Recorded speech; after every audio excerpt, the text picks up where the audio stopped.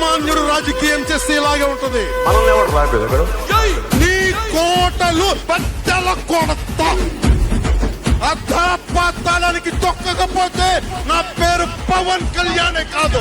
ఓహో కొర్ర కొర్ర మీసాల వాడు కొమరం పులిలో పవనన్నొస్తుండదిగో భగత్ సింగులా. ఓహో చిమ చిమ చీకట్లు చెరిప చెగు వేదరం పవనన్నే వెలుగైతడు ఈ ఆంధ్రనే